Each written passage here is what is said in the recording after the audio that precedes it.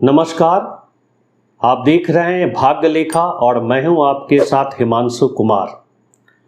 सभी सजीव प्राणियों में संतानोत्पत्ति के नैसर्गिक गुण मौजूद होते हैं।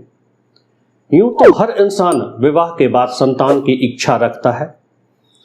अधिकांशतः संतान की इच्छाएं पूरी भी हो जाती है, लेकिन कुछ ऐसे भी इंसान होते हैं जिनकी संतान की इच्छाएं चाहकर भी पूरी नहीं हो पाती है। आज हम आपसे जिस विषय पर चर्चा करेंगे वह विषय है संतान की रेखा। सबसे पहले यह जानने का प्रयास करेंगे कि हाथों में संतान की रेखा कहां पर होती है। इसके अलावा आपके हाथ में कितने संतान के योग हैं और कैसे होते हैं निसंतान के हाथ। निश्चित तौर से निसंतान होना एक पीड़ादायक सच होता है और इस सच को किसी भी स्त्री और पुरुष को ताउम्र झेलना पड़ता है।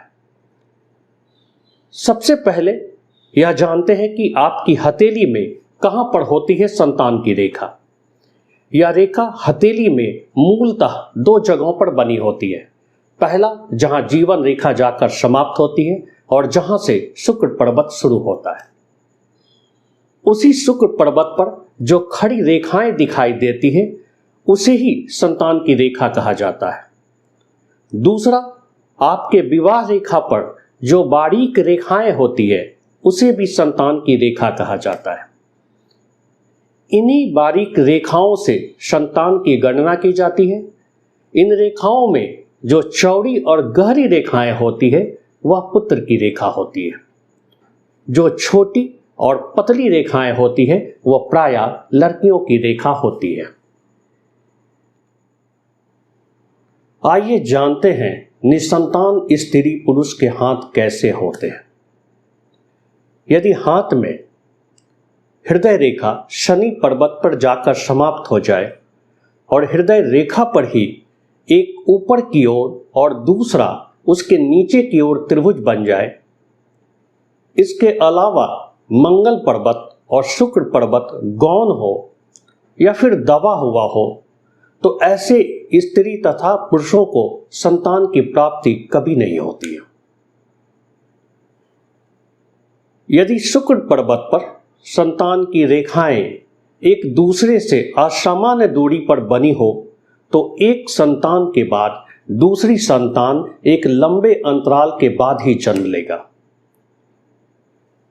कुछ ऐसे भी हाथ होते हैं जिनमें बुध पर्वत और शुक्र पर्वत बिल्कुल सपाट होते हैं या फिर यह अविकसित होते हैं। इस तरह के हाथ वाले स्त्री व पुरुष संतानहीन होते हैं। यदि हाथ में संतान की रेखा टूटी हुई हो या फिर इस रेखा पर क्रॉस का चिन्ह बना हुआ हो तो बच्चा अल्पायु होगा।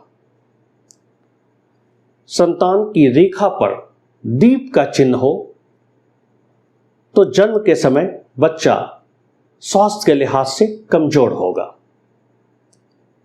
यदि आप निसंतान हैं या फिर संतान प्राप्ति में किसी अन्य शारीरिक कारणों से देरी हो रही हो तो आप उपरत्न ऑनिक्स 9 या 11 रत्ती वजन का पीले धातु में अंगूठी बनवाकर बुधवार के दिन कनिष्ठ का उंगली में धारण करें। आपको संतान की प्राप्ति अवश्य होगी। वीडियो पसंद आए तो लाइक जरूर करें और चैनल को सब्सक्राइब करें। धन्यवाद।